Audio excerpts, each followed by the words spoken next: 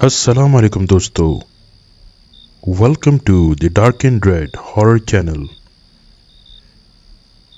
دوستو، آگے بڑھنے سے پہلے آپ لوگوں سے گزارش ہے کہ چینل کو لائک کریں، سبسکرائب کریں اور شیئر کریں۔ چلیے آج کی کہانی شروع کرتے ہیں۔ رات کے 1 بجے بیڈ روم میں نیلے رنگ کی پراسرار روشنی پھیلی ہوئی تھی، جس میں ڈوبی کمرے کی ہر چیز نیلے رنگ کی نظر آ رہی تھی۔ کمرے کے اکلوتے بیڈ پر عاصم گہری نیند میں ڈوبا ہوا تھا۔ اس کا صرف چہرہ کمبل سے باہر تھا، باقی جسم پر اس نے کمبل اچھی طرح ڈال رکھا تھا۔ دسمبر کی سرد راتوں میں لوگوں کو 8 بجے کے بعد ہی ہوش نہیں ہوتا، اور 1 بجے تو اتنی خاموشی ہوتی ہے کہ انسان صرف اپنے دل کی دھڑکن اور گھڑی کی ٹک ٹک ہی سن سکتا ہے۔ اسی دوران کمبل کے سرکنے کی آواز آئی اور کمبل خود بخود سرکتا ہوا عاصم کے سینے سے پیٹ تک آ گیا۔ عاصم کو سردی کا احساس ہوا تو اس نے دوبارہ کمبل کو اوپر کھینچ لیا۔ کوئی 10 منٹ بعد ایک بار پھر کمبل خود بخود سرکنے لگا۔ اسی دوران عاصم نے کروٹ بدلی، لیکن نیند کے غلبے کی وجہ سے اس کی آنکھ نہ کھلی، اور ایک بار پھر اس نے کمبل اوپر کھینچ لیا۔ ایک بار پھر خاموشی چھا گئی، لیکن اس بار زیادہ وقت نہیں گزرا تھا کہ کمبل ایک بار پھر سرک گیا، اور اتنا سرکا کہ بیڈ سے ہوتے ہوئے پیروں کی جانب سے نیچے گر گیا۔ کمبل کے اس بار ایک دم اوپر سے ہٹ جانے کی وجہ سے عاصم کی آنکھ کھل گئی۔ وہ اٹھ کے آنکھیں مسل مسل کر بیڈ پر کمبل تلاش کر رہا تھا، لیکن کمبل تھا کہ نظر نہیں آ رہا تھا۔ اچانک وہ چونکا اور کمبل کو پیروں کی جانب نیچے دیکھا تو کمبل پڑا تھا۔ وہ جیسے ہی کمبل کو اٹھانے کے لیے نیچے جھکا تو کمبل خود بخود سرک کے اس کے ہاتھ کی پہنچ سے دور ہو گیا۔ یہ دیکھ کر اس کی نیند ایک دم اڑ گئی۔ وہ بیڈ سے نیچے اترا اور غور سے کمبل کو دیکھنے لگا۔ اس نے اسے اپنا وہم جانا اور کمبل اٹھانے کے لیے اپنے ہاتھ بڑھائے، لیکن اس نے جس تیزی کے ساتھ ہاتھ بڑھائے، کمبل اتنی تیزی کے ساتھ سرک کر اس سے دور ہو گیا اور دیوار کے ساتھ لگ گیا۔ اب عاصم کا خوف زدہ ہونا یقینی تھا، لیکن عاصم ایک مضبوط ذہن کا مالک شخص تھا۔ اس نے ایک بار پھر ہمت کر کے کمبل کی طرف ہاتھ بڑھائے تو اچانک کمبل دیوار پر چڑھ گیا اور عاصم کی آنکھیں جیسے دیوار کے ساتھ چپک گئیں۔ وہ حیرت بن گیا۔ اس نے ایک بار پھر کمبل کو پکڑنے کی کوشش کی، لیکن کمبل دیوار پر سے ہوتا ہوا چھت پر جا پہنچا تو عاصم کا جسم سردی ہونے کی باوجود شدت خوف سے پسینے سے شرابور ہو گیا۔ پھر وہ آہستہ آہستہ قدم اٹھاتا ہوا بالکل چھت کے اس حصے کے نیچے آیا جہاں اوپر کمبل چپکا پڑا تھا۔ وہ سر اٹھا کے کمبل کو غور سے دیکھ ہی رہا تھا کہ اچانک جیسے کمبل میں سے جان نکل گئی ہو اور وہ اڑتا ہوا اس پر آ گرا، تو اسے محسوس ہوا کہ ایک دم سے इसे बहुत से हाथों ने पकड़ लिया है। इसने कंबल अपने ऊपर से अलग करने की कोशिश की, लेकिन इसकी ये जद्दोजहद बेकार साबित हुई। कंबल था कि इस पर से अलग होने का नाम ही नहीं ले रहा था। मारे खौफ के अब इसका बुरा हाल हो गया था। आवाज थी कि जैसे मुंह से निकल ही नहीं रही थी। अचानक इसे लगा कि इसे किसी ने जोर से धक्का दिया हो, और साथ ही वो अजीब से अंदाज में दीवार के साथ जा टकराया। तो लगा कि इसका जोड़ा अपनी जगह से हिल कर रह गया। वो अभी समझ ही ना पाया था कि इसके जिस्म को एक और जोरदार झटका लगा और वो उड़ता हुआ ड्रेसिंग टेबल से जा टकराया। तो इसके टकराने की वजह से ड्रेसिंग टेबल का शीशा चकनाचूर हो गया। साथ ही वो जमीन पर आ गिरा। चोटें इतनी शदीद थीं कि इसका सर शिद्दत से चकराने लगा। इतने में दरवाजे पर जोरदार दस्तक हुई। आसिम, दरवाजा खोलो। इसने अपने डैडी की आवाज सुनी, लेकिन इसे यूं महसूस हुआ जैसे आवाज किसी गहरे कुएं से आ रही हो। नासिर, जल्दी दरवाजा खोलो। डैडी की गरजदार आवाज सुनाई दी तो आसिम ने उठने की कोशिश की, लेकिन कंबल ने इसे ऐसे जकड़ा रखा था कि ना तो वो उठ सकता था और ना ही बोलने के काबिल था। साहब, दरवाजा खुल नहीं रहा। एक मुलाजिम की आवाज आई। तो खड़े मेरा मुंह क्या देख रहे हो, तोड़ दो, डैडी ने गुस्से से कहा।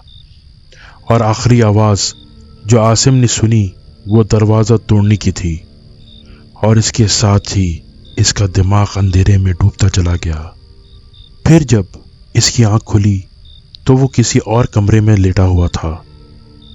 वो अभी इसी सोच में डूबा हुआ था कि वो कहां पर है कि अचानक इसे एहसास हुआ कि कंबल अभी भी इसके ऊपर है।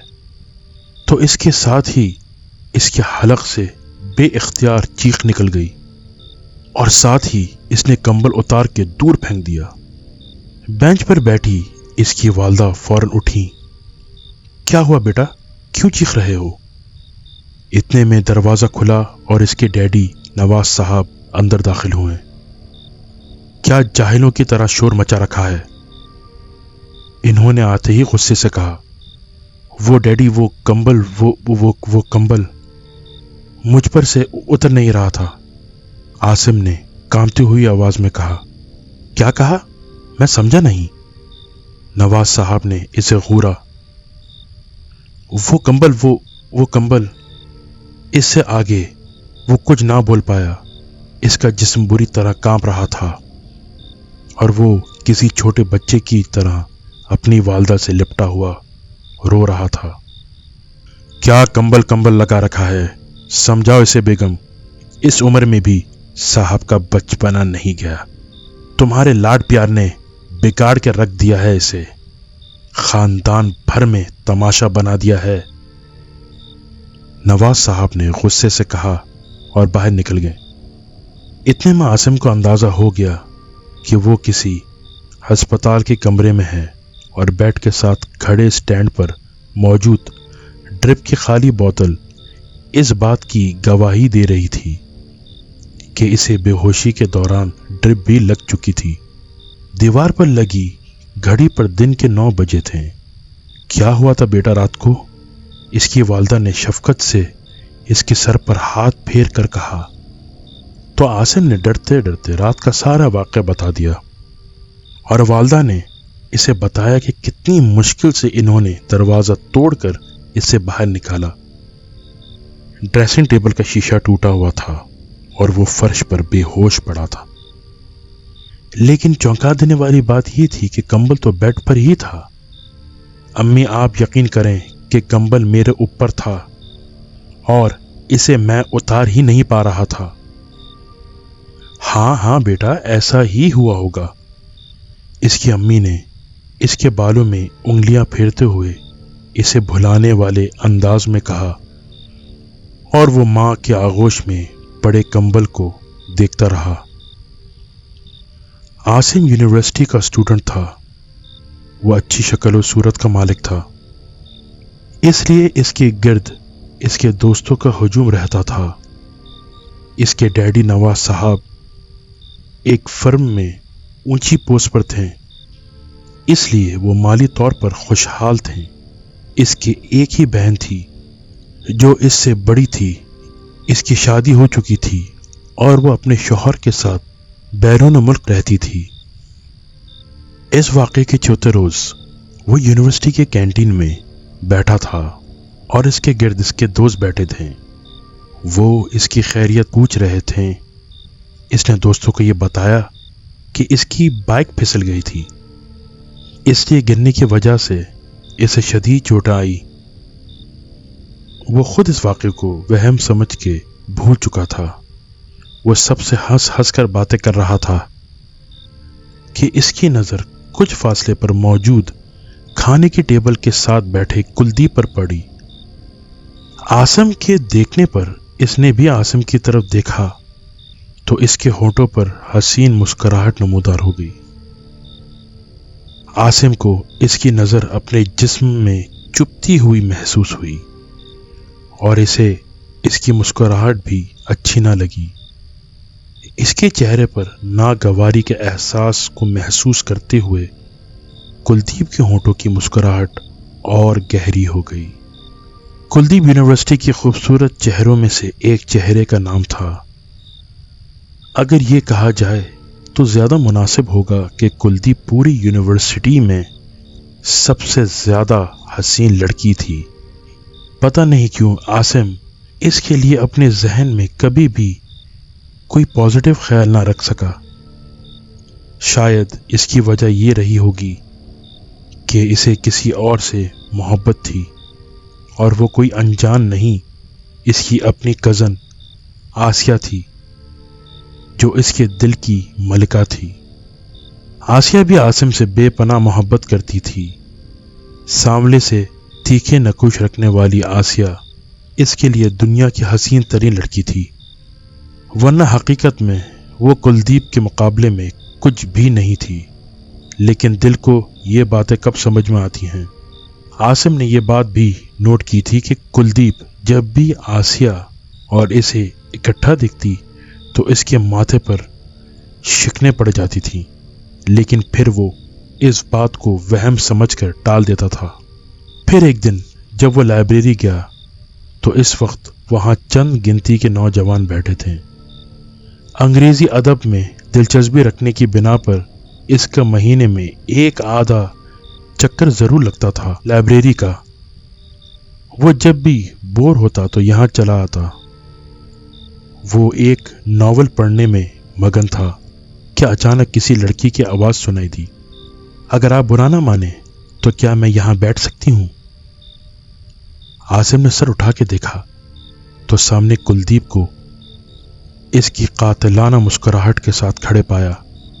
हल्के ब्लू कलर के कॉटन की सूट में इसका हुस्न कुछ और ज्यादा गजब ढा रहा था। जी बैठे, आसिम ने बड़ी मुश्किल से कहा। वो कुलदीप से हमेशा नजरें मिलाते वक्त कंफ्यूज हो जाता था। क्या आपको हमारी ये मुदाखलत बुरी तो नहीं लगी? कुलदीप ने मुस्कुराकर कहा। नहीं तो आपसे किसने कहा? आसिम को यूं लगा जैसे कुलदीप ने इसकी चोरी पकड़ ली हो। आपकी खूबसूरत आंखें चीख चीख कर कह रही हैं कि आपको हमारे यहाँ बैठना बुरा लगा है। कुलदीप ने कुछ इस तरह से कहा कि आसिम नजरें चुरा के रह गया। क्यों भागते हैं हमसे? क्या हमारी शक्ल डरावनी है या फिर इस डर से भागते हैं कि हमारे पास आके आप अपना कुछ खो ना दें? कुलदीप ने बदसतूर इसकी आंखों में देखते हुए कहा तो आसिम को इसकी बातें अजीब सी लगी। देखें, मैं आपकी किसी भी बात को समझ नहीं पा रहा। आसिम को इसकी बात भी अच्छी नहीं लग रही थी, क्योंकि जिस अंदाज में कुलदीप इससे बातें कर रही थी, इसके नज़दीक कोई भी शरीफ लड़की इस किस्म की गुफ्तगू नहीं कर सकती।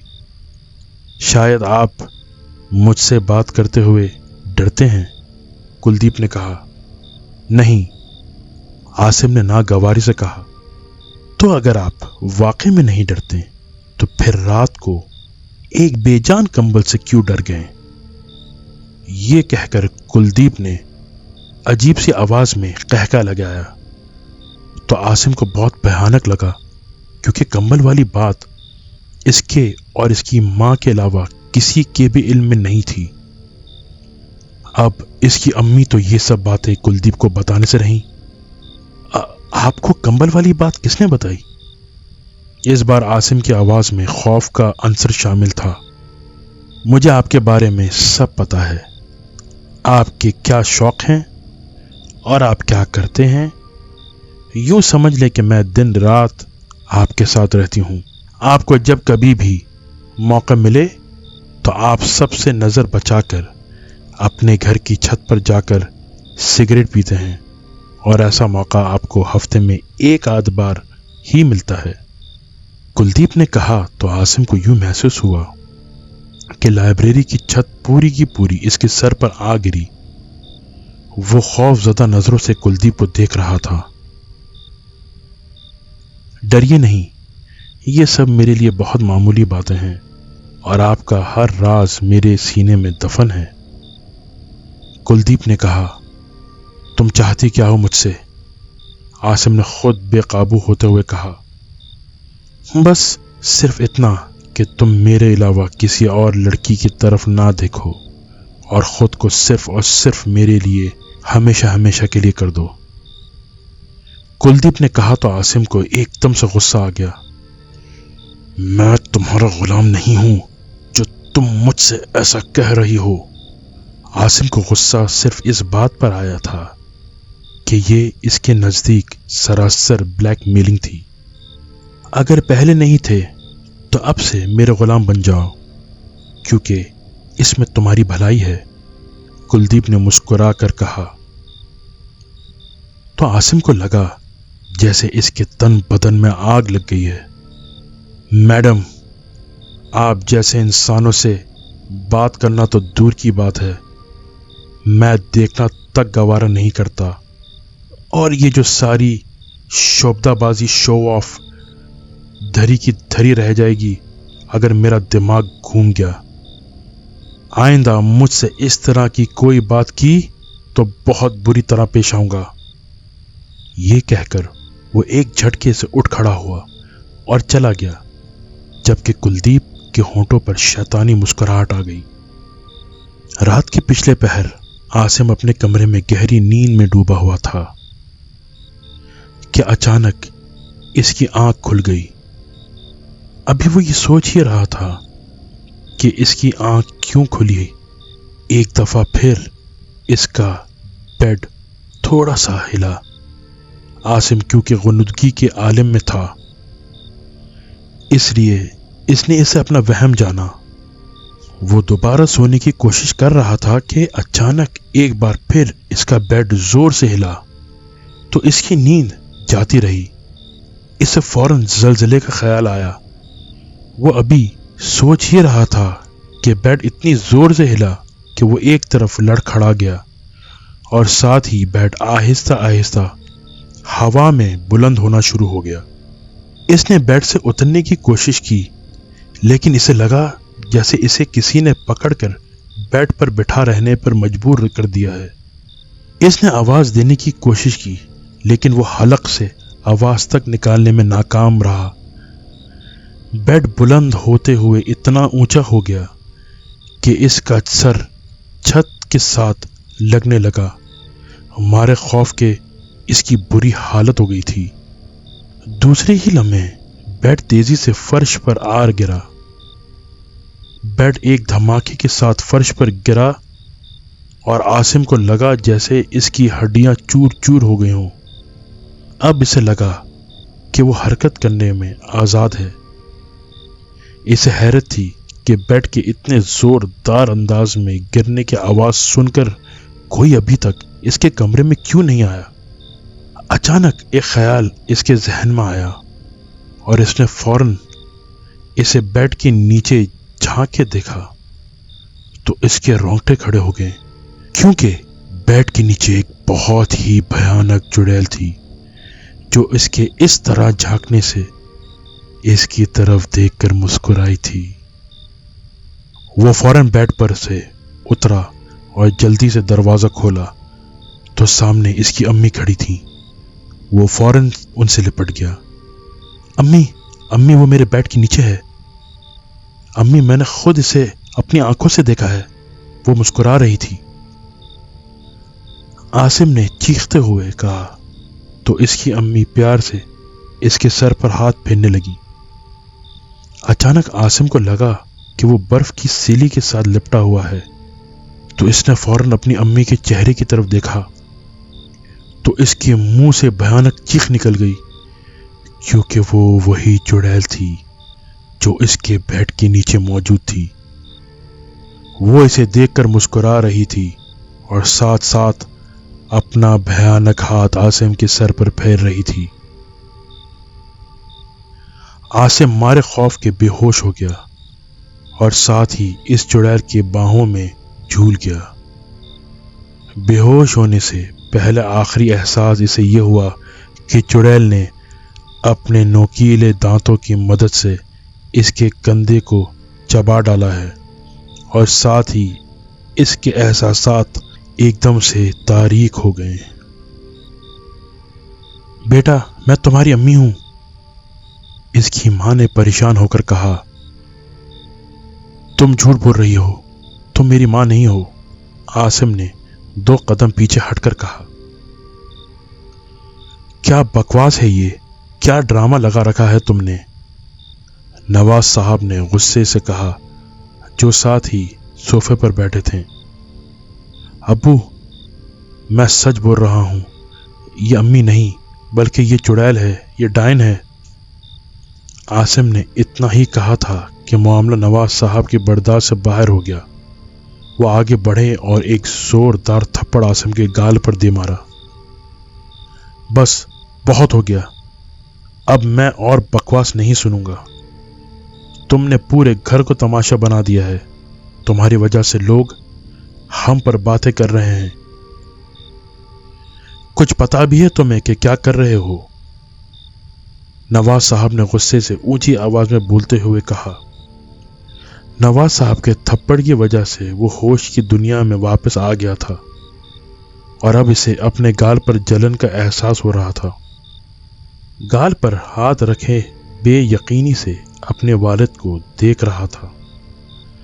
आज के बाद अगर कोई ऐसी हरकत की तो इस घर में तुम्हारे लिए कोई जगह नहीं होगी। यह कहकर वो कमरे से बाहर चले गए। वो तब चौंका जब इसकी अम्मी ने इसे बाजू से पकड़कर सोफे पर बिठा दिया। क्यों कर रहे हो ऐसा बेटा? इन्होंने पुरनम आंखों से इसकी तरफ देखते हुए कहा। अम्मी, मैं झूठ नहीं बोल रहा। इससे पहले वो कुछ बोलता, इसकी मां ने इसके मुंह पर हाथ रख दिया। अब बस भी करो बेटा, क्यों सता रहे हो? ये कहकर इसकी अम्मी रोने लगी तो वो हैरत से इनकी तरफ देखने लगा। फिर अचानक जैसे बिजली की सी तेजी से इसके जहन में एक ख्याल आया। वो फौरन उठा और कहा, अम्मी, आपको मेरी बात का यकीन नहीं है तो ये देखें, ये क्या है? आसिम ने शर्ट के बटन खोल के अपना जख्मी कंधा मां को दिखाया। ये क्या है? इन्होंने आंसू साफ करके हैरत से कहा तो आसिम ने इनको रात का वाक़या सुना दिया। वो हैरत से आसिम को देखने लगी। अम्मी, आप खुद सोचें, ये सब करके मुझे क्या मिलेगा? अगर मैं झूठ बोल रहा हूं तो ये किसने किया है? अब मैं खुद तो अपने कंधे को काटने से रहा। आसिम ने बेबस से कहा तो इसकी अम्मी सोच में डूब गई। इन्हें इस नीम तारीक कमरे में बैठे हुए 20 मिनट गुजर चुके थे। कमरे की जा बजा काले जाले लटके हुए थे। कमरे का एक ही दरवाजा था जिसमें से एक आदमी बमुश्किल झुककर गुजर सकता था। दरवाजा कम और खिड़की ज्यादा लगता था और वो दरवाजा मजबूती से बंद था। इसके अलावा एक रोशनदान भी था यानी लैंप। रोशनदान क्या था, दीवार में छत के करीब 2 ईंटें निकाल दी गई थीं। ढलते हुए सूरज के जरा रोशनी अंदर दाखिल हो रही थी, जिसकी वजह से आंखें थोड़ी बहुत देखने के काबिल थीं। आसिम बेचैनी से अपना पहलू बदल रहा था और रजिया बेगम, आसिम की मां, आसिम को देखते और कभी सामने बैठी हुई बूढ़ी औरत को देखती। वो औरत इतनी काली थी कि आसिम को लगा शायद वो कमरे की तारीकी से भी ज्यादा तारीक है। रजिया बेगम इस औरत को सब कुछ बता चुकी थी और यहाँ आने का मशवरा इन्हें इनकी एक बूढ़ी मुलाजमा ने दिया था और इसने बताया था कि काली मां नामी औरत जो कि पुरानी आबादी में रहती है, इनकी मदद कर सकती है। इसलिए रजिया बेगम अपने बेटों को लेकर यहाँ आ गई थी। पुरानी आबादी शहर से हटकर थी और कार में आते हुए यहाँ तक का सफ़र तकरीबन 1 घंटे का था। जब से वो यहाँ आए थे, काली माँ ने इनकी बातें सुनकर आंखें बंद कर ली और लब बंद कर लिए। लब बंद करने के बाद कुछ पढ़ने में मसरूफ हो गई। आखिरकार इसने एक झटके से अपनी आंखें खोल दी और कहा, मुझे अपने घर ले चलो। वो काली माँ के साथ शाम के वक्त घर पहुंचे। अभी वो गेट पर ही खड़े थे कि काली माँ ने कहा, मुझे अपने घर के सारे कमरे एक एक करके दिखाओ। वो कमरे देखती गईं, लेकिन आंखें बंद किए ज़ैर लब कुछ पढ़ती रही। आंखें बंद होने के बावजूद हर कमरे को यूं सर घुमाकर देखती जैसे कि इसकी आंखें खुली हों। आखिरकार वह आसिम के कमरे में दाखिल हुई तो इसकी हरकत करते हुए होंठ एकदम रुक गए और आंखें एक झटके से खुल गईं। काली माँ की आंखें किसी अंगारे के मानंद सुर्ख हुई थीं।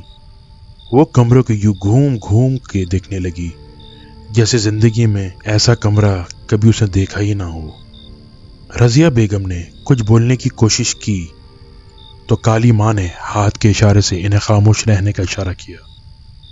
कुछ बोलने की जरूरत नहीं है, जो है वो कमरे की दीवारें खुद बता रही हैं।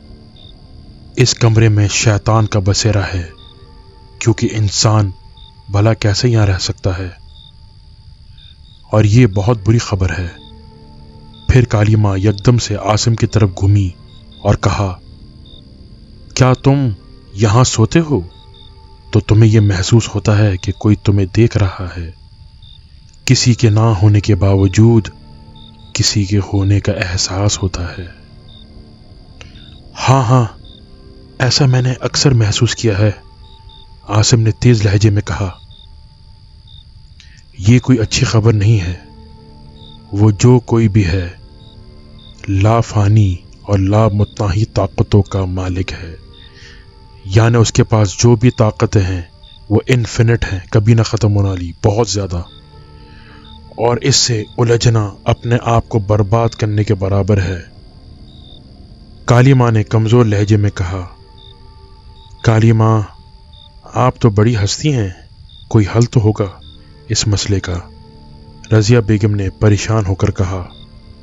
हाँ, आज से पहले मैं खुद बड़ा समझती थी, लेकिन आज पता चला है कि सिफली यानी ये जादू की दुनिया की कितनी छोटी चीज़ हूँ, और जो कोई भी है इसका वाहिद हुसूल आपका बेटा है, और जो इसकी राह में आएगा इसे वो हमेशा हमेशा के लिए फना करके रख देगा। काली माँ ने छत को गौरते हुए कहा। इससे पहले कि रजिया बेगम या आसिम को आवाज़ सुनाई देती, नवाज साहब की आवाज़ सुनाई दी। क्या हो रहा है यहाँ? रजिया बेगम ने धड़कते दिल के साथ नवाज साहब की तरफ देखा। नवाज साहब गैज़ व गज़ब और गुस्से का पैकर बने हुए थे। ये काली माँ हैं, ये देखना आई हैं कि यहाँ कौन सा मसला है। रज़िया बेगम ने सब्र से कहा। अच्छा, तो अब ये शोबदाबाज, ये शो ऑफ औरत हमें बताएगी कि हमारे घर में क्या मसला चल रहा है। बेटा तो खैर है ही पागल, अब इसके पागलपन में तुम भी इसका साथ देने लगी हो। नवाज साहब ने गुस्से से कहा। पागल ये नहीं नवाज साहब, पागल तो आप हैं। सब कुछ आपके सामने है और आप फिर भी अनजान बने हुए हैं। लेकिन आप नहीं जानते कि ये सब भी आपकी इस दुनिया की एक तल्ख हकीकत है जिसे आप सेक्युलर बने ज्यादा देर तक टाल नहीं सकते। काली माँ ने तल्ख लहजे में कहा और कमरे से बाहर चली गई। रज़िया बेगम इसे रोकने के लिए दौड़ी, लेकिन वह गेट क्रॉस करके बाहर जा चुकी थी। रज़िया बेगम गुस्से से वापस आई तो नवाज साहब सोफे पर सर पकड़े बैठे थे। आप दफ्तरी मामलात में इतने खो गए हैं कि आपको ये भी नहीं पता कि घर में क्या हो रहा है। खुदा के लिए होश के नाखुन लें। ऐसा ना हो कि जिस औलाद के लिए आप पर दिन रात पैसा कमाने की धुन सवार है वही ना रहे। रज़िया बेगम ने गुस्से से बोलते हुए कहा तो नवाज साहब ने सर उठा के इन्हें देखा। शोर करने की ज़रूरत नहीं है, आराम से बैठ के बताओ मुझे कि क्या मसला है। तो रज़िया बेगम ने इन्हें तसल्सल के साथ सारे वाक़े सुना दिए। सारी बातें नवाज साहब सुनकर किसी गहरी सोच में डूब गए। तो तुम्हें लगता है कि इन वाक़यात का इस कुलदीप नामी लड़की से कोई ना कोई ताल्लुक है? नवाज साहब ने कहा। लेकिन वो ऐसा क्यों कर रही है? इसकी तुम्हारे नज़दीक कोई ख़ास वजह? नवाज साहब ने बेटे की तरफ सवालिया अंदाज में देखते हुए कहा। वो चाहती है कि मैं इसमें दिलचस्पी लूं। क्या मतलब दिलचस्पी लूं? नवाज साहब ने हैरत से कहा। वो चाहती है कि मैं भी इससे मोहब्बत का इकरार करूं। आसिम ने सर झुकाए धीरे से कहा। तो क्या वो खूबसूरत नहीं है जो तुम्हें इसमें दिलचस्पी नहीं है? नवाब साहब ने शौक़ अंदाज में मुस्कुराते हुए कहा। नहीं, वो बहुत खूबसूरत है, लेकिन वो मुझे कुछ ख़ास नहीं लगती। आसिम ने बेजारी से कहा। आप इसकी क्यों वकालत कर रहे हैं? रज़िया बेगम ने गुस्से से नवाब साहब से कहा।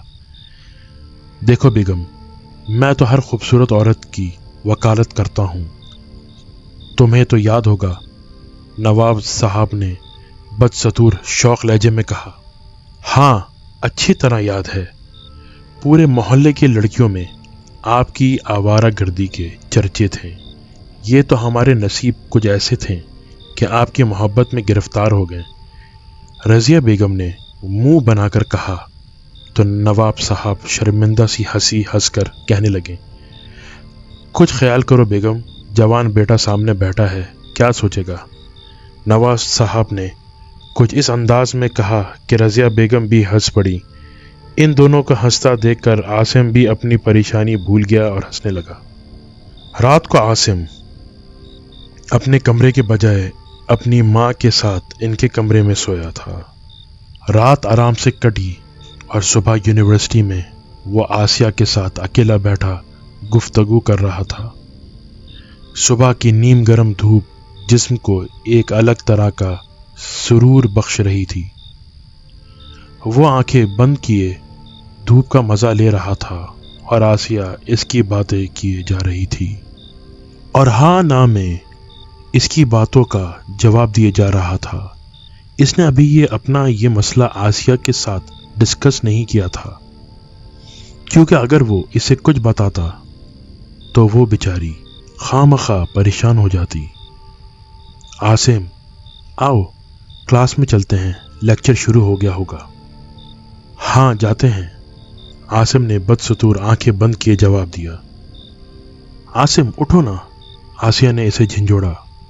तुम जाओ, मैं आता हूं, आसिम ने धूप का मजा लेते हुए कहा। ओके, फिर जल्दी आना, यह कहकर आसिया ने अपनी किताबें उठाई और चली गई।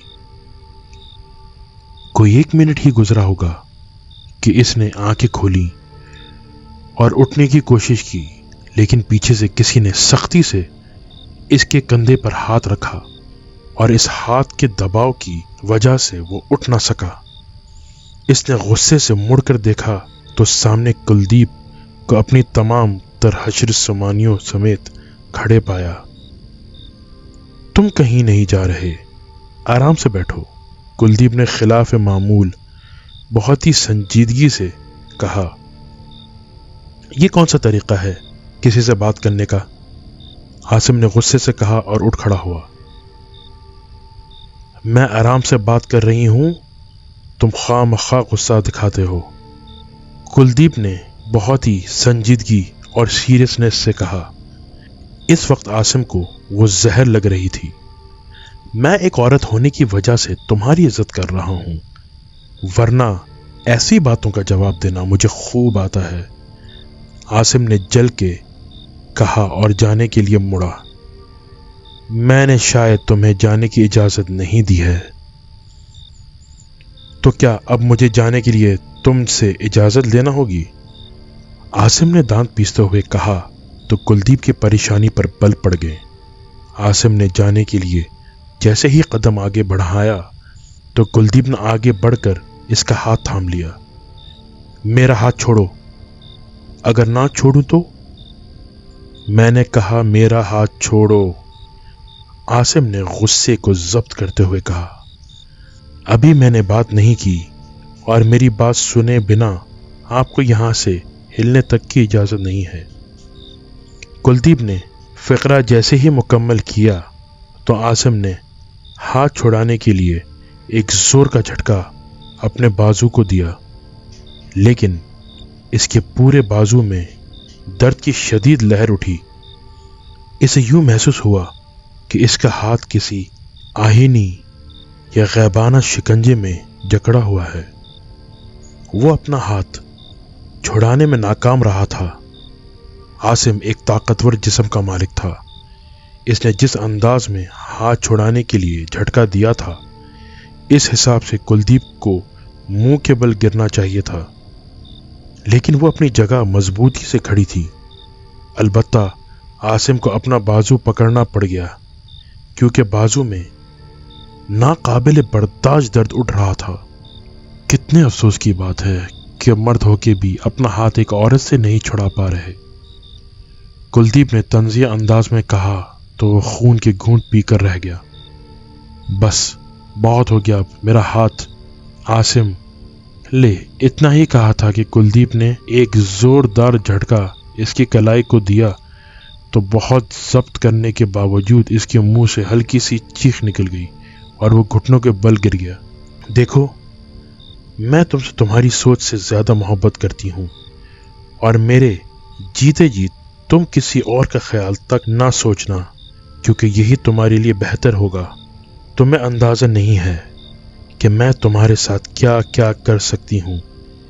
अब खड़े हो जाओ, कुलदीप ने गुर्रा के धमकाना अंदाज में कहा तो वो खड़ा हो गया, लेकिन कुलदीप ने इसका हाथ अब भी थाम रखा था। आसिम इसकी तरफ खौफजदा अंदाज में इस तरह देख रहा था जैसे वो इंसान नहीं कोई भूत हो। अचानक आसिया अपना पर्स झटकती हुई वहां आ पहुंची। आसिम, तुमने मेरा पेन तो नहीं देखा?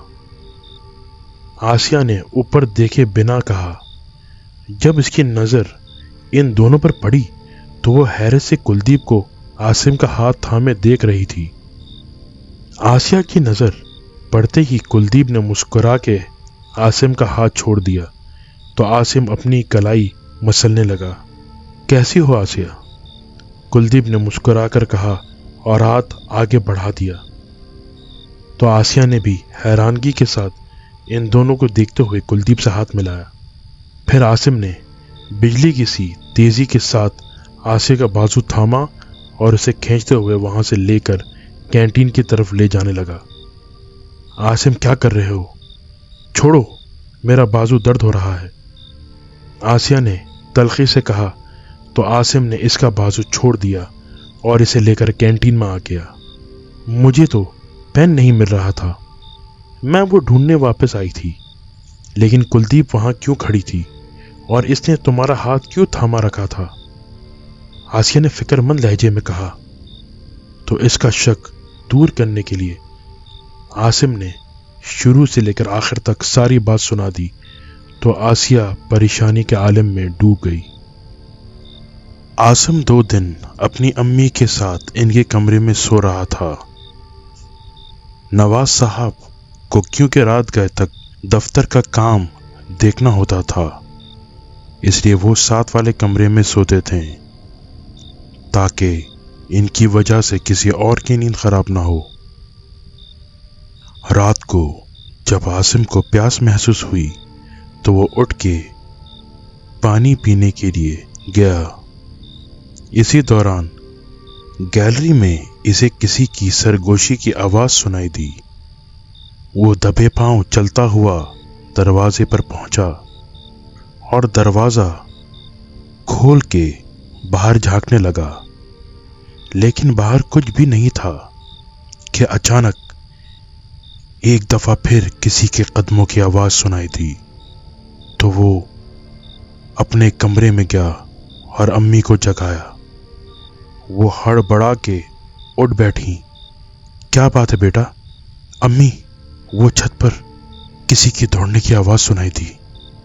आसिम ने खौफ के मारे रुक रुक के कहा तो रजिया बेगम ने भी कान लगाए। हाँ, आवाज तो वाकई में आ रही है। 1 मिनट, मैं तुम्हारे अब्बा को जगाती हूँ, रजिया बेगम ने परेशान होकर कहा और नवाज साहब के कमरे में जाके उन्हें उठाया। क्या बात है बेगम? इन्होंने गनुदगी के आलम में कहा। उठें, ऊपर छत पर किसी के दौड़ने की आवाज आ रही है, रजिया बेगम ने कहा तो नवाज साहब फौरन उठ बैठे और फिर कुछ सोचकर मेज के दराज से पिस्तौल निकाला। ये किस लिए? रजिया बेगम ने हैरान होकर कहा। बेगम, अब छत पर किसी के दौड़ने की आवाज आ रही है तो लाजमी बात है कोई चोर ही होगा, नवाज साहब ने कहा और बाहर आ गए और दबे पांव सीढ़ियों पर चढ़ने लगे। इनके पीछे रजिया बेगम और आसिम भी सहमे हुए अंदाज में आगे बढ़ने लगे। छत पर अंधेरा छाया हुआ था। नवाज साहब ने आगे बढ़कर लाइट ऑन की तो इन्होंने देखा कि इनकी मुलाजमा, जो हमेशा से सर पर दुपट्टा अच्छी तरह ओढ़ के रहती थी, नंगे सर बाल बिखराए छत पर आलती पालती मारकर बैठी थी। इसका चेहरा दूसरी तरफ था और कमर इनकी तरफ। वो कुछ इस तरह से आगे पीछे हिल रही थी जैसे कुछ पढ़ रही हो। मुलाजमा को देखकर नवाज साहब का तना हुआ रिवॉल्वर वाला हाथ नीचे झुक गया। जुबैदा, रजिया बेगम ने इसे आवाज दी तो इसका हिलना एकदम बंद हो गया और दूसरे ही लम्हे वो उठ खड़ी हुई, लेकिन इसके कमर बदस्तूर इनकी तरफ थी। जुबैदा, क्या बात है? नवाज साहब ने 2 कदम आगे बढ़ के कहा तो जुबैदा ने इनकी तरफ अपने चेहरे का रुख फेर लिया। जैसे ही इनकी नजर जुबैदा के चेहरे पर पड़ी तो रजिया बेगम और आसिम के मुंह से बेख्तियार चीखें निकल गईं। जुबैदा के चेहरे पे जख्मों के लंबे लंबे निशान थे, आंखें सफेद रंग की थीं। नवाज साहब भी मुंह फाड़े इसकी तरफ देख रहे थे। बहुत बुरा किया, इसने तुम्हें मेरे खिलाफ मशवरा देकर इसने मरना ही है, लेकिन अगर इसने मेरा कहा ना माना तो इसका अंजाम इससे भी भयानक होगा। जुबैदा ने आसिम की तरफ उंगली का इशारा करके कहा, फिर कहका लगाती हुई दौड़ पड़ी और छत पर से छलांग लगा दी। वो जैसे ही नीचे गिरी, इसका सर ईंटों पर जा लगा और इसका सर किसी तरबूज की तरह फट गया।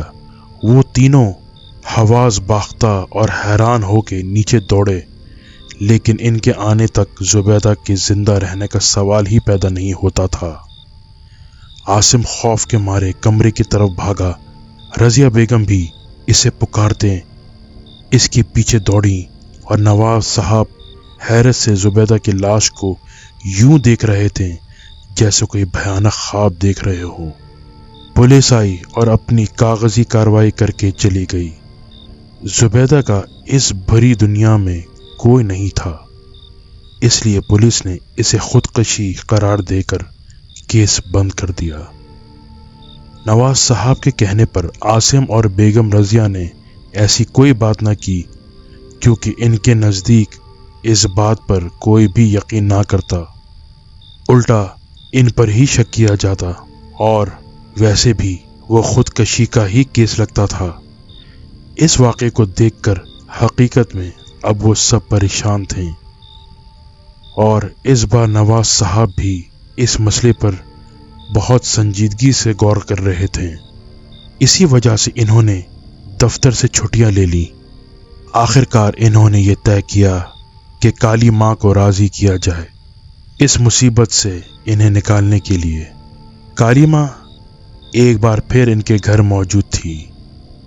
وہ آنکھیں بند کر کے اپنی موٹی ناک سے کچھ سونگھنے کی کوشش کر رہی تھی۔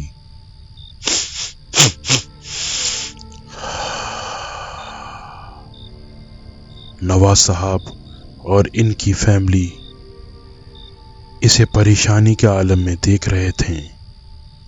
اچانک اس نے اپنی آنکھیں کھولی۔ یہ سب وہ اس لڑکے کو حاصل کرنے کے لیے کر رہا ہے، اس کے علاوہ اس کا اور کوئی مقصد نہیں۔ اس نے عاصم کی طرف اشارہ کر کے کہا تو رضیہ بیگم نے بے اختیار عاصم کو اپنی باہوں میں لے لیا۔ کون ہے وہ جو یہ سب کر رہا ہے؟ نواز صاحب نے پریشان ہو کر کہا، ایک شیطان ہے جو اس کا حصول چاہتا ہے، اس کو پانا چاہتا ہے، اور ایسا سب وہ اس وقت تک کرتا رہے گا جب تک وہ اسے پا نہیں لیتا۔ کالی ماں نے کہا، لیکن کوئی اسے پانے کے لیے اتنا بےتاب کیوں ہے؟ کیا بگاڑا ہے میرے بیٹے نے کسی کا؟ رضیہ بیگم نے روتے ہوئے کہا، وہ جو بھی ہے اسے جنون کی حد تک چاہتا ہے۔ وہ اسے نقصان نہیں پہنچانا چاہتا، وہ بس اسے اپنے پاس رکھنا چاہتا ہے، کسی قیمتی چیز کی طرح۔ اسے روکنا تقریباً ناممکن ہے، کیونکہ وہ جو سب کر رہا ہے وہ اس کے لیے بہت معمولی باتیں ہیں، وہ تو اس سے بھی زیادہ برا کر سکتا ہے۔ کالی ماں نے بے بسی سے کہا۔ تو نواز صاحب بولے، اس کا کوئی حل تو ہوگا، لیکن اس سے الجھنا بہت مہنگا پڑ سکتا ہے۔ کالی ماں نے ان کی بات کاٹ کر کہا، آپ بھی تو بڑی ہستی ہیں، آپ چاہیں تو کیا نہیں کر سکتی؟ رضیہ بیگم نے کہا، اگر آپ لوگوں کو یہ لگ رہا ہے کہ میں اس کا سامنا کرنے سے ڈرتی ہوں تو یہ بات پوری طرح سے غلط نہیں ہے، لیکن اس مسئلے پر سوچا جا سکتا ہے کہ کون سا طریقہ اختیار کیا جائے، لیکن اگر ہم ناکام رہے تو ہم میں سے کوئی بھی اپنی جان گنوا سکتا ہے۔ نہیں، ہم میں سے کسی کی جان نہیں جانی چاہیے، ہمیں یہ رسک نہیں لینا چاہیے۔ نواز صاحب نے جلدی سے کہا، رسک تو ہر کام میں ہوتا ہے، آپ کو اگر کہیں جانا ہے، کام سے یہ ہو سکتا ہے کہ راستے میں کوئی حادثہ پیش آ جائے، کیا آپ کی گاڑی کی بریک فیل ہو سکتے ہیں، راستے میں کوئی ڈاکو آپ کو لوٹ سکتے ہیں۔ انسان کی زندگی تو 24 گھنٹے ہزاروں خطرات میں رہتی ہے، تو کیا ہم اس ڈر سے اپنے روزمرہ کے کام بھی چھوڑ کے بیٹھ جاتے ہیں؟ کالی ماں نے مسکراتے ہوئے کہا، تو آپ کے خیال میں اس طریقے کے کامیاب ہونے کے کتنے فیصد چانسز ہیں؟ رضیہ بیگم نے کہا تو کالی ماں نے زوردار قہقہ لگایا اور کہا، ہائے رے دنیا، تم بڑے لوگ جو بھی کام کرتے ہو یہ سوچ کر کرتے ہو کہ اس میں کتنے فیصد فائدہ ہے اور کتنے فیصد نقصان۔ تم لوگوں ہر مسئلے کو ایک بزنس ڈیل سمجھ کر ہینڈل کرنے کی عادی ہو، لیکن تمہیں یہ علم ہونے کے باوجود کہ زندگی ایک دن ختم ہو جائے گی پھر بھی مرنا نہیں چاہتے۔ ان سب کو کالی ماں کا لہجہ طنزیہ محسوس ہوا۔ ٹھیک ہے، آپ جو کہیں گی ہم وہ کرنے کو تیار ہیں، نواز صاحب نے لمبی سانس لے کر کہا۔ تو پھر سنو، شہر کے پرانے قبرستان میں موجود کسی قبر میں تمہارے بیٹے کا پتلا دفن ہے۔ اگر ایک بار وہ مل جائے تو کام بن سکتا ہے، کالی ماں نے پرفکر انداز میں کہا۔ لیکن وہ قبرستان بہت بڑا نہیں تو چھوٹا قبرستان بھی نہیں ہے، وہاں اتنی آسانی سے پتلا کہاں ملے گا؟ اور پھر کیا خبر کہ وہ کہاں دفن ہوگا؟ نواز صاحب نے جھنجھلا کر کہا۔ تمہارا کیا خیال ہے صاحب، جو کالی رات میں قاصد ہمیں یہ بتانا آیا ہے کہ پتلا کس قبرستان میں ہے، کیا وہ پتلا ڈھونڈنے میں ہماری مدد نہیں کرے گا؟ کالی ماں نے خوفناک انداز میں مسکرا کر کہا تو وہ سب بے اختیار سر ہلانے لگے۔ وہ چاروں سورج کے ڈھلتے ہی پرانے قبرستان پہنچ گئے۔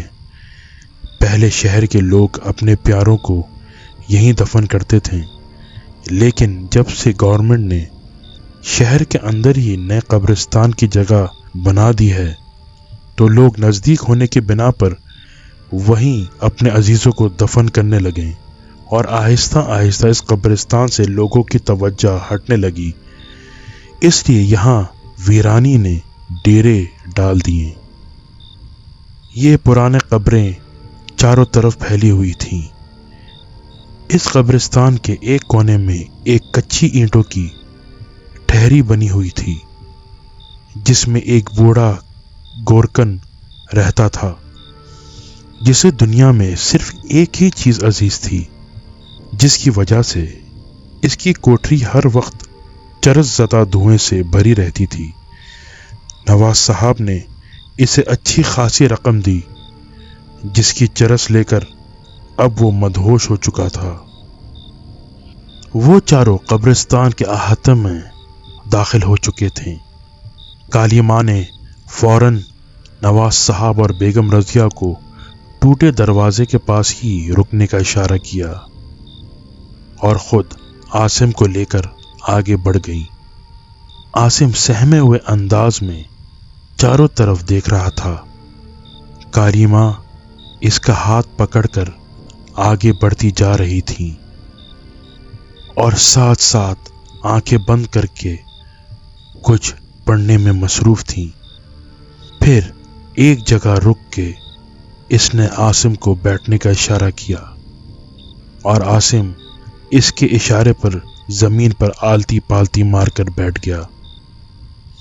اس نے عاصم کے گرد چونے کی مدد سے ایک گول دائرہ بنا دیا اور پھر عاصم کو مخاطب کر کے کہا، ایک بات اچھی طرح سے جان لو، وہ جو کوئی بھی ہے تمہیں چاہتا ہے، اس کی اور کسی سے کوئی دشمنی نہیں،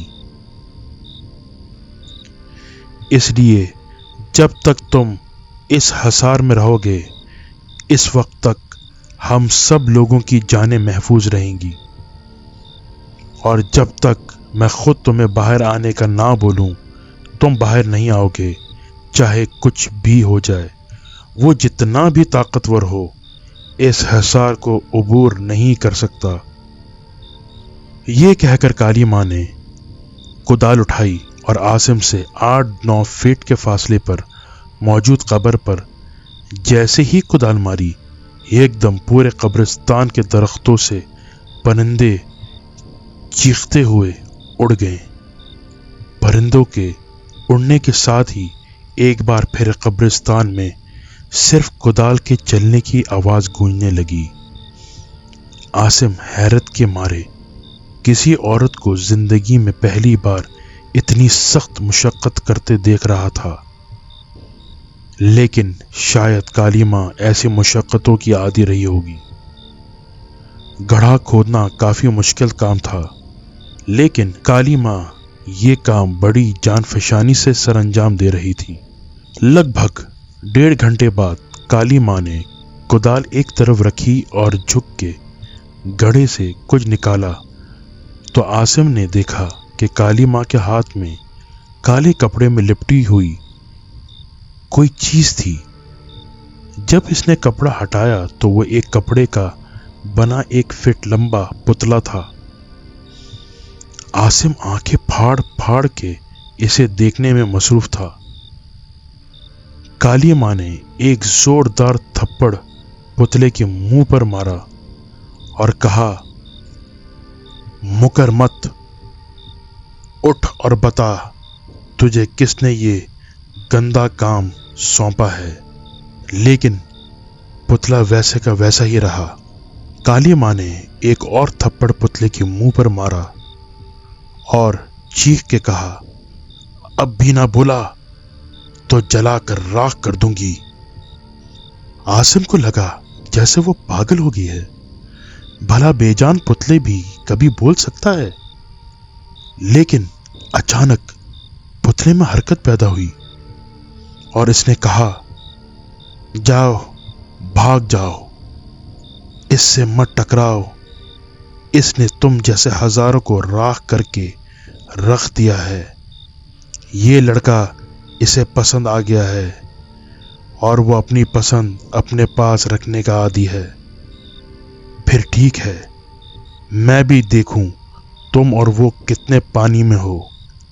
काली माँ ने इसे आधा जमीन में गाड़कर इसके सामने आलती पालती मार के बैठ गई और जोर जोर से मंत्र पढ़ने लगी। आसिम खौफ के मारे ये सारी कार्रवाई देखने में मसरूफ था। कुछ ही देर बाद पुतले ने तड़पना शुरू कर दिया। काली माँ और जोर से मंत्र पढ़ने लगी। काफी देर तड़पने के बाद पुतले ने आखिर चीखना चिल्लाना शुरू कर दिया। इसकी कर्बनाक चीखों ने आसिम के रोंगटे खड़े कर दिए। अब बोल, क्या ख्याल है तेरा? काली माँ ने गुर्रा कर कहा। कुलदीप नाम है मेरी मालकिन का। पुतले ने खौफनाक अंदाज में सिसकते हुए कहा, ठीक है, मैं तुम्हें इसके पास वापस लौटा रही हूं और जो तूने इस लड़के के साथ किया है वही इसके साथ करना।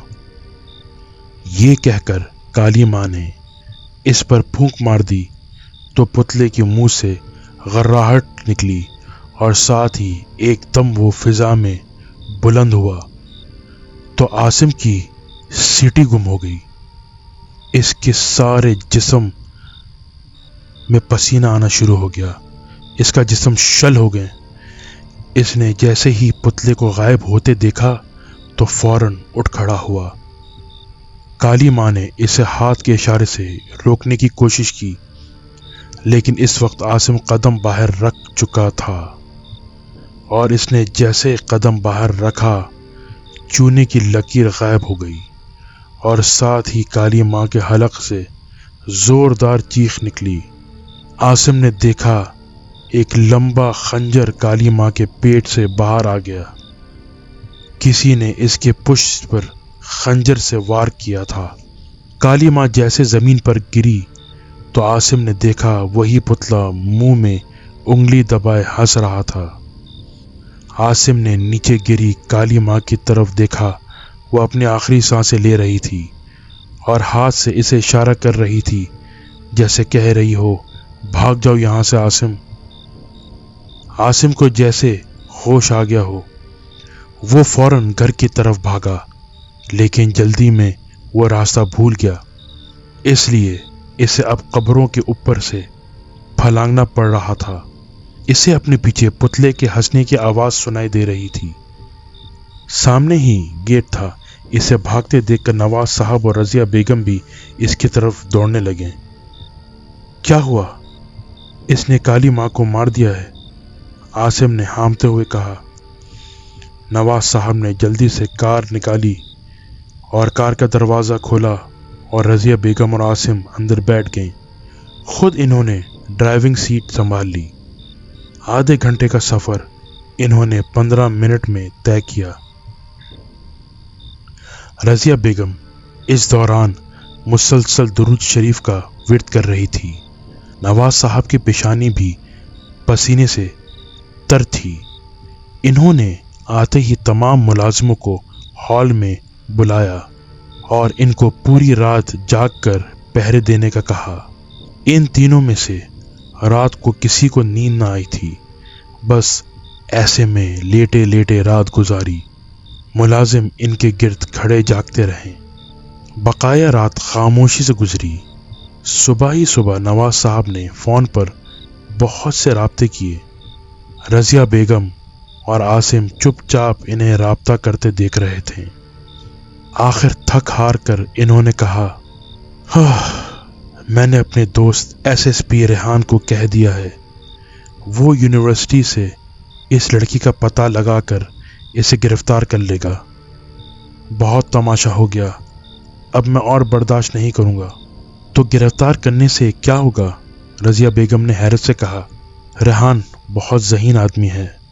वो कोई ना कोई ऐसा सबूत ढूंढेगा जिससे इस लड़की का असल चेहरा दुनिया के सामने आ जाएगा। नवाज साहब ने दांत पीस कर कहा। कोई 1 घंटे बाद नवाज साहब के सेल पर कॉल आई तो इन्होंने रिसीव की। SSP रेहान की थी। नवाज साहब, आई एम वेरी सॉरी, इस लड़की पर इतनी आसानी से हाथ नहीं डाला जा सकता। क्या मतलब? इस पर हाथ नहीं डाला जा सकता? क्या अब कानून भी इतना लाचार हो गया है? नवाज साहब ने तंजिया अंदाज में कहा। मैं आपके गुस्से को समझ सकता हूं। मैंने आपके ही कहने पर इस लड़की का पता कराया तो वो मुल्क के मशहूर व मारूफ बिजनेसमैन वहीद सिद्दीकी की एक लौती बेटी निकली। क्या क्या क्या कह रहे हो? वो वहीद सिद्दीकी की बेटी कुलदीप है? नवाज साहब ने मारे हैरत से कहा। जी हां, और ये बात कन्फर्म है। आपको तो पता है इनके ताल्लुकात कितने ऊंचे हैं। रेहान ने बेबसी से कहा। ठीक है, आपने जो किया इसके लिए शुक्रिया, नवाज साहब ने कहा और थके थके अंदाज में रिसीवर रख दिया। वो चेहरे से परेशान लग रहे थे। क्या बात है, आप बहुत ज्यादा परेशान लग रहे हैं, रज़िया बेगम ने परेशान होकर कहा। कुलदीप कोई आम लड़की नहीं, वो वहीद सिद्दीकी की एक लौती बेटी है जो हमारी फर्म के मालिक हैं। नवाज साहब ने मायूसी और आहिस्तगी से कहा। आसिम ने जैसे ही ये बात सुनी इसके औसां खता हो गए। वो बहुत परेशान नजर आने लगा, क्योंकि अगर वाकई इसका बाप नवाज साहब की फर्म का मालिक था तो कुलदीप के एक इशारे से इसके बाप की नौकरी ख़त्म हो सकती थी और कुलदीप के पास इसे मजबूर करने का इससे बड़ा मौका और क्या हो सकता था। लेकिन कुलदीप तो हिंदू लड़की है, रज़िया बेगम ने कहा। हाँ, वो हिंदू है, क्योंकि वहीद सिद्दीकी ने 2 शादियां की थी।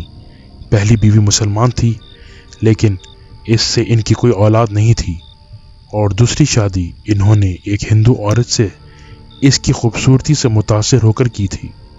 वहीद साहब ने जब इससे शादी की ख्वाहिश जाहिर की तो इस औरत ने कहा इसे शादी पर कोई एतराज़ नहीं, लेकिन वो अपना मज़हब किसी हालत में नहीं छोड़ेगी।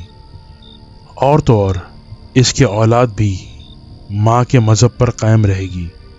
नवाज साहब ने कहा तो रज़िया बेगम ने बेइख्तियार अपना सर पकड़ लिया, जबकि आसिम खाली खाली नज़रों से कभी माँ को और कभी परेशान हाल बाप को देख रहा था। दूसरे दिन नवाब साहब को इमरजेंसी कॉल आई तो इनको दफ्तर जाना पड़ा। आसिम और रज़िया बेगम अभी तक पूरी तरह से खौफज़दा थे, इसलिए अपने कमरे से बाहर ना निकले।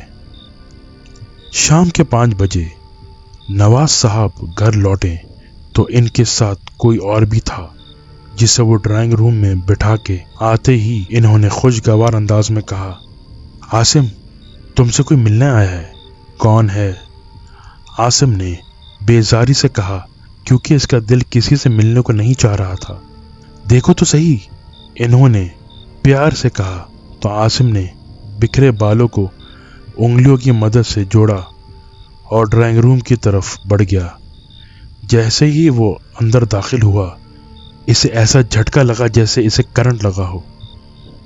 सामने कुलदीप सोफे पर टांग चढ़ाए ऐसे बैठी थी जैसे इसका अपना ही घर हो, और आसिम को घबराया हुआ देखकर इसके होंठों पर कातिलाना मुस्कुराहट फैल गई।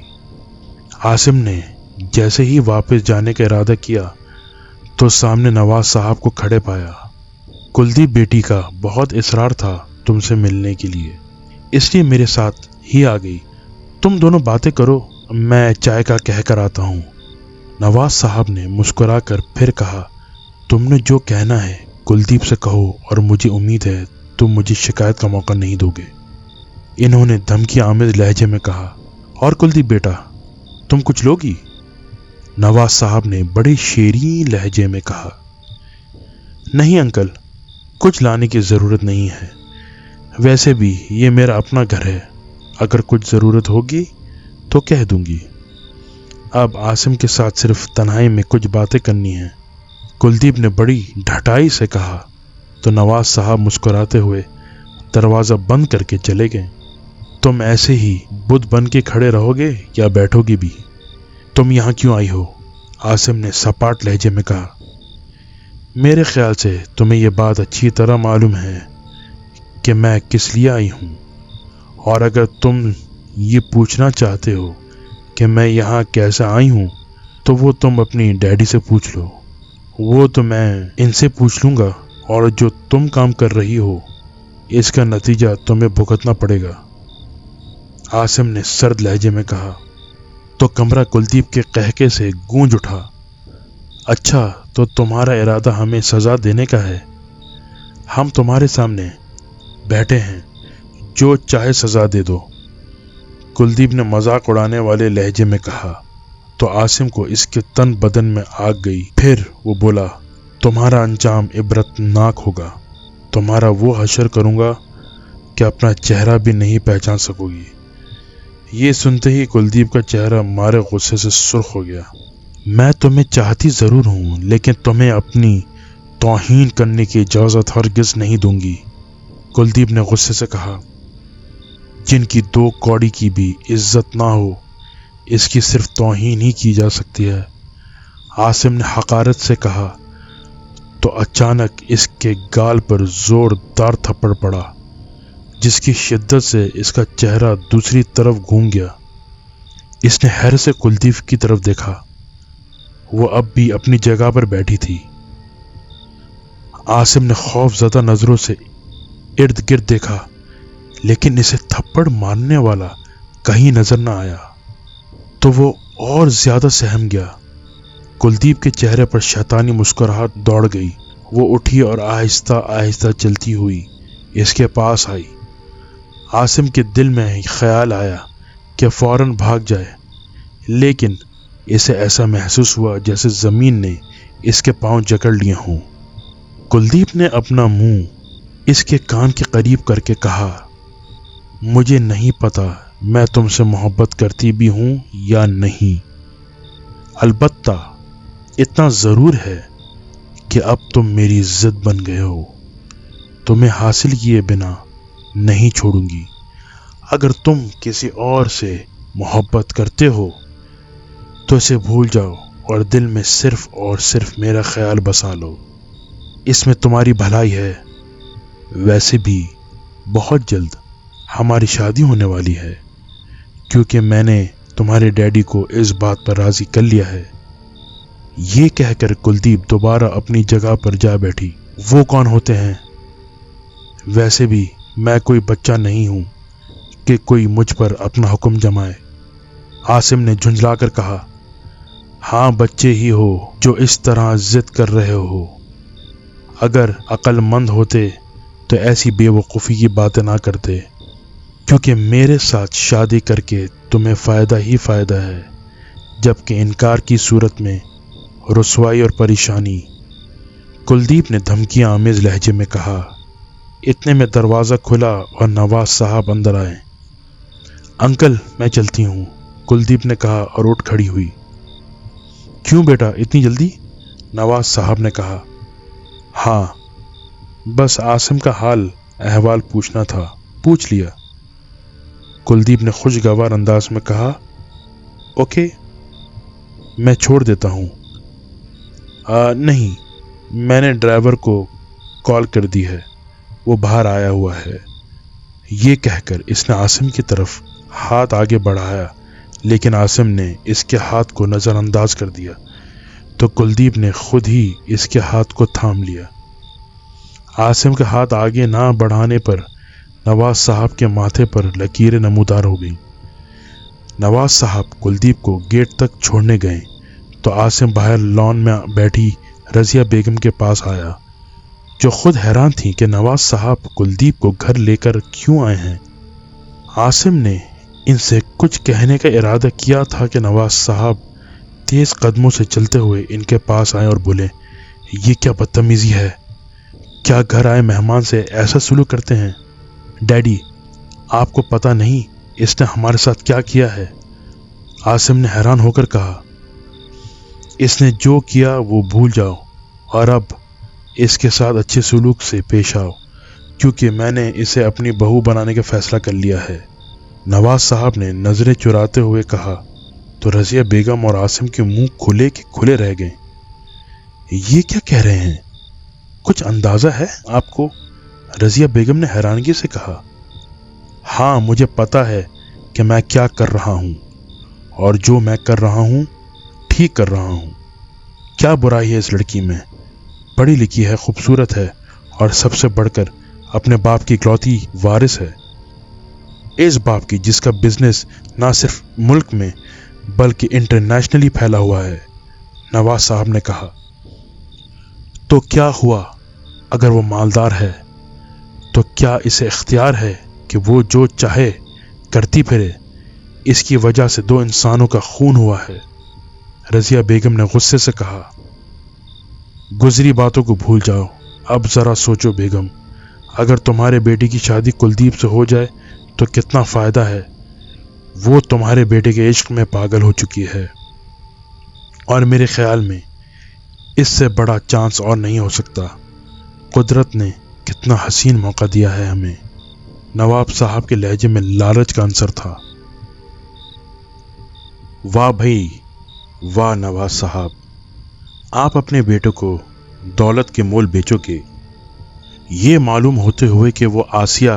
खामोश, नवाज साहब ने इनकी बात काटकर गुस्से से कहा, मुझे पता है आसिया मेरे मरहूम भाई की इकलौती निशानी है और मैंने इसे तब से पाला जब वो 2 साल की थी और भाई का एक्सीडेंट हो गया था जिसमें वो बच ना सका।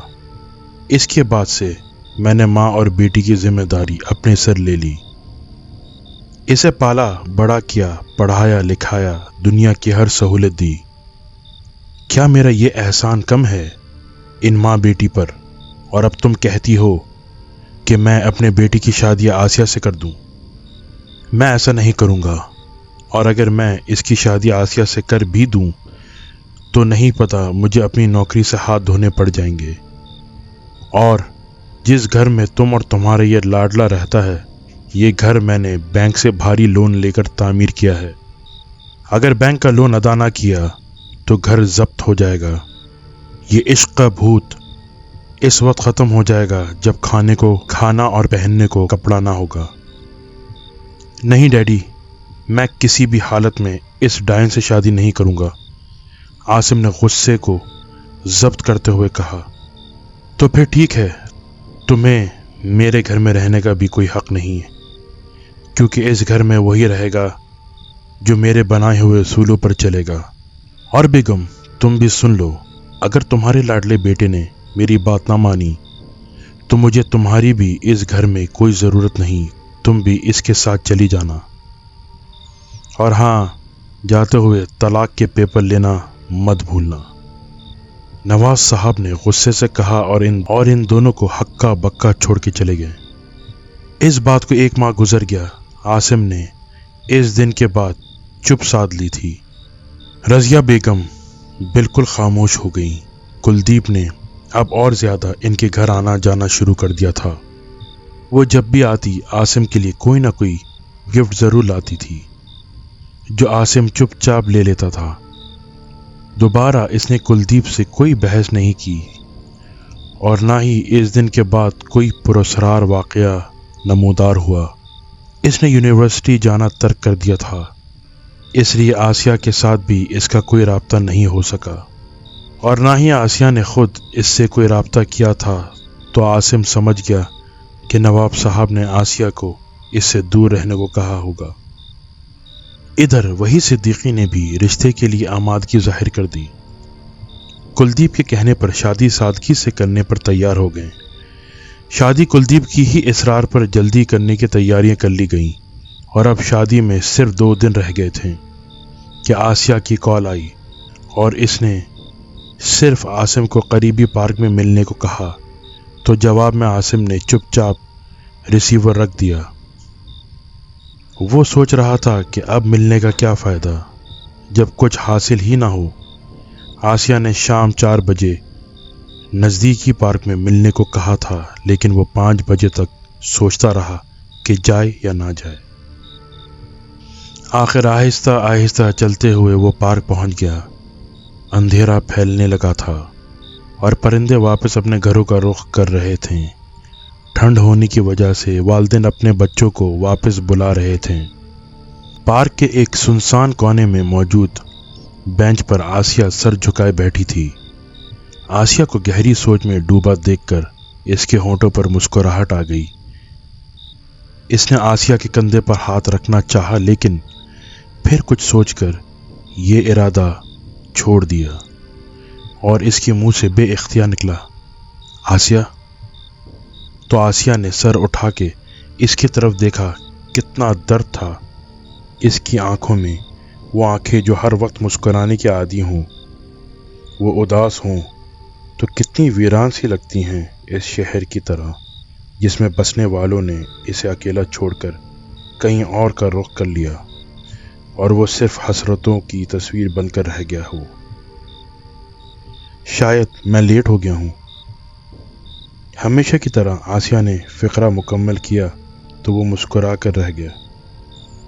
کبھی کبھی انسان کتنا بے بس ہوتا ہے، اپنی بات کا اظہار کے لیے اسے ہنسنا پڑتا ہے کہ لوگ سمجھے وہ خوش ہے، اسے مسکرانا پڑتا ہے تاکہ دنیا کی نظروں میں وہ ایک زندہ دل انسان معلوم ہو۔ وہ آہستگی کے ساتھ بینچ پر بیٹھ گیا۔ خیر تو ہے؟ بہت اداس لگ رہے ہو، آسیہ نے آہستگی سے کہا تو وہ اسے زخمی نظروں سے دیکھنے لگا۔ سمجھ سکتی ہوں، لیکن کیا کریں، ہم انسان بنے ہی تقدیر کے فیصلوں پر چلنے کے لیے ہیں۔ کوئی کچھ نہیں کر سکتا جو اس کی تقدیر میں لکھا نہ ہو۔ لیکن یہ مذاق ہمارے ہی ساتھ کیوں ہو رہا ہے؟ عاصم نے چہرے کو دونوں ہاتھوں سے چھپاتے ہوئے کہا۔ قدرت کے بعض فیصلے جو شروع میں ہمیں برے معلوم ہوتے ہیں، آگے چل کر ان کا فائدہ اگر ہمیں معلوم ہو جائے تو کچھ بھی برا نہ لگے۔ آسیہ نے سامنے درخت پر موجود چہچہاتی چڑیوں کو دیکھتے ہوئے کہا، ہاں شاید تم ٹھیک ہی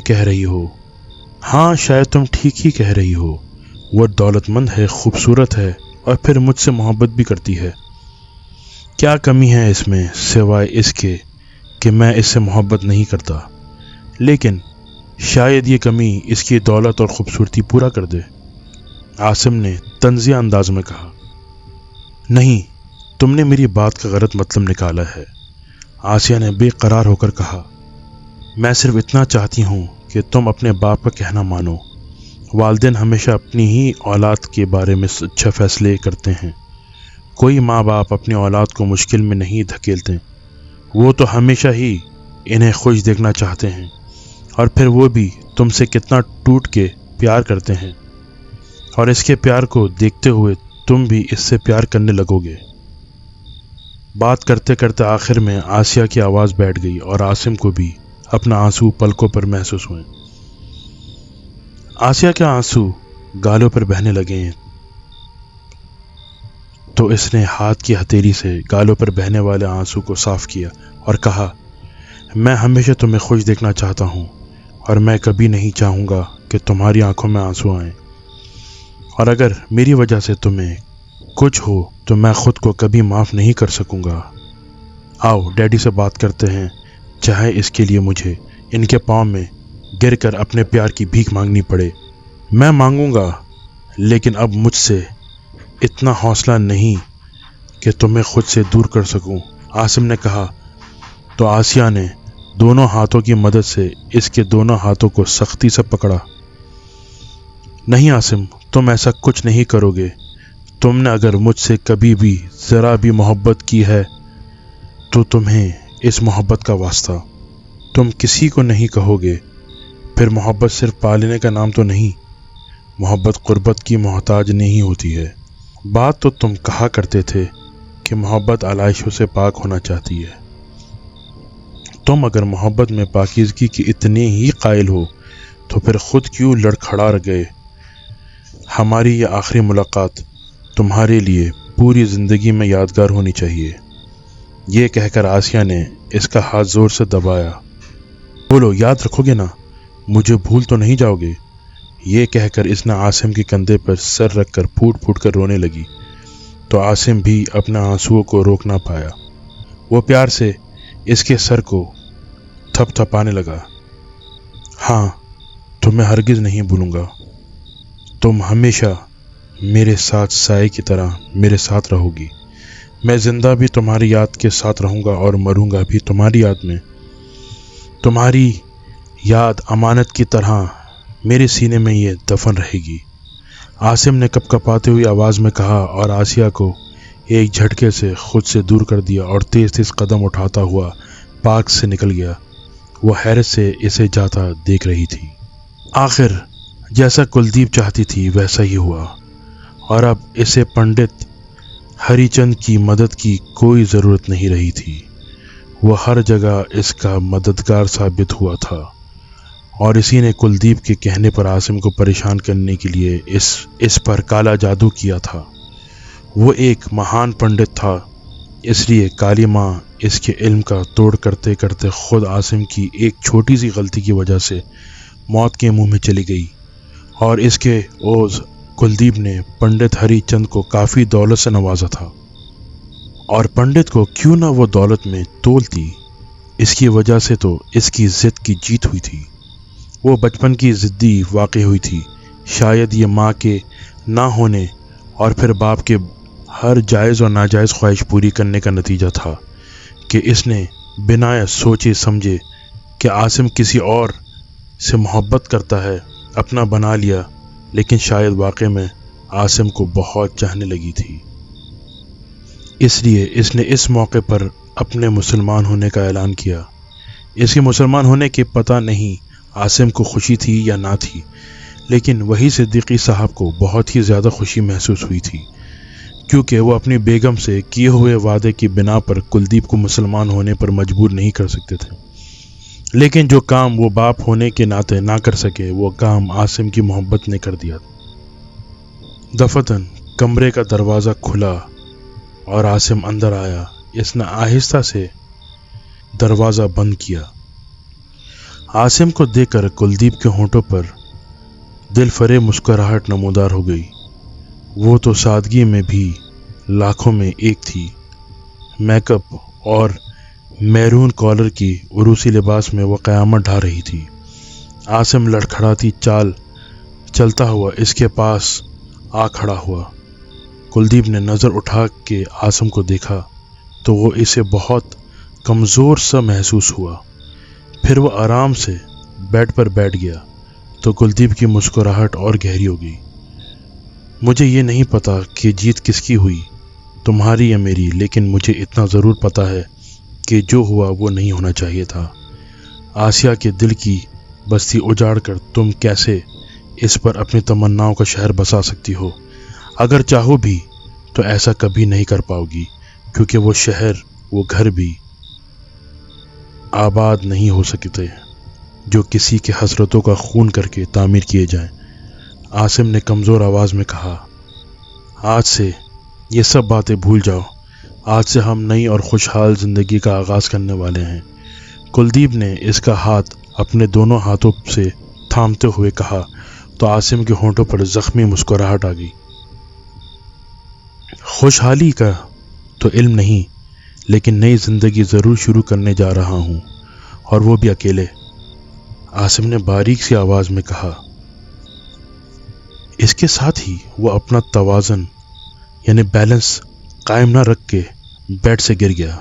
कुलदीप फौरन इसे उठाने के लिए आगे बढ़ी तो इसे आसिम के हाथ में कोई चीज़ दबी हुई नजर आई। इसने इसकी मुट्ठी खोलने की कोशिश की तो इसने और ज़्यादा सख्ती से इसे दबा लिया, लेकिन कुलदीप ने जब ज़बरदस्ती वो मुट्ठी खोली तो वो नींद की गोलियों की शीशी का डब्बा था। शीशे में अब सिर्फ एक गोली बची थी। कुलदीप मुंह फाड़े शीशी को देख रही थी और फिर इसने आसिम को देखा जिसकी आंखें बंद होती जा रही थीं। ये क्या किया तुमने? कुलदीप ने अटक अटक के कहा, और आसिम के ख्याल में आखिरी एहसास यही उभरा कि वो कॉल करके किसी डॉक्टर को चीख चीख कर बुला रही थी, और साथ ही आसिम का जहन तारीकी में डूबता चला गया, हमेशा हमेशा के लिए।